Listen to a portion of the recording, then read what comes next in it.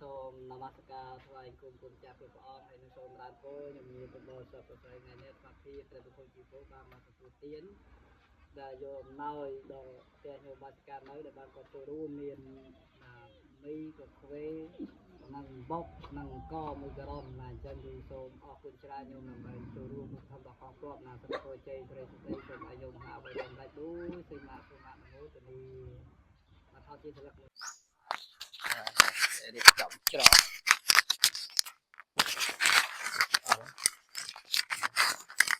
មកលើបាត់ដប់ទាំងឡាយ៉ាងល្បោទៅចោល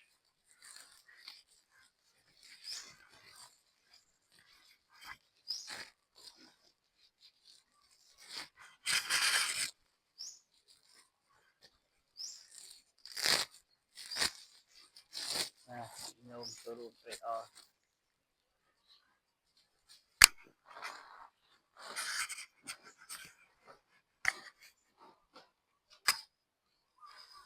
ណាសូមនមស្ការថ្វាយគុំគុំចាស់ព្រះអង្គសូមរានពរញញាតិបរិស័ទប្រុសស្រីគូគុំយថាទាំងអស់ព្រោះប្រាស់ព្រឹកនេះថ្ងៃសៅរ៍ទី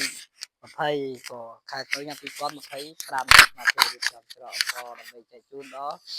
ណាកងទ័ពថ្ងៃស្អែកនៅថ្ងៃទី21ថ្ងៃស្អែកពេលរសៀលចាំយើងចាប់ដើមមកព្រោះហើយមានបន្តទៅយើងសម្ភារៈច្រើនមានទឹកសុទ្ធមីបារីក៏ខ្វេហើយមានបុកនំពុកមុខអីជាដើមចឹងញោមយើងមើលទៅយើង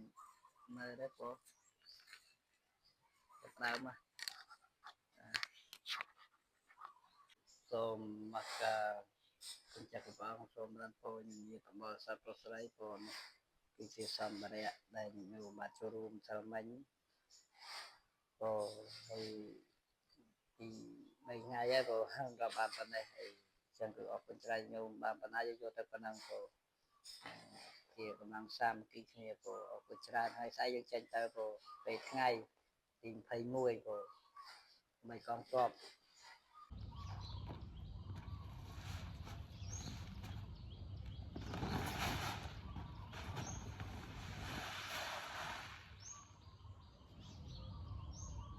សូមបានពោលយកមកលើតេយ្យទាននៃញោមប្រកេននេះលើយើងលើកដាក់អីវ៉ាន់សូមអរគុណញោមមកលើអីវ៉ាន់ដែលញោមចូលរួម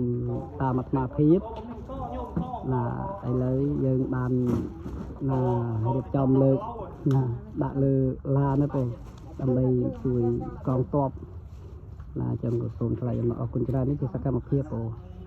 តិចក្តីច្រើនក្តីចូលរួមកម្លាំងសាមគ្គីនេះហើយបានដាក់លើឡាđâyយកបើចូលរួមត្រេកអរបងនេះអរគុណច្រើនយកចូលរួមជាមួយអាត្មាភាពព្រោះឥឡូវយើងដាក់លើឡាទៅព្រោះជុំមុនជួបកសលយកញាតិទាំងអស់គ្នាព្រោះហើយទៅថ្ងៃវឹកខាងមុខទៀតអាចត្រូវការទៀតសូមបិណ្ឌបាតញញោមទៀតដែរ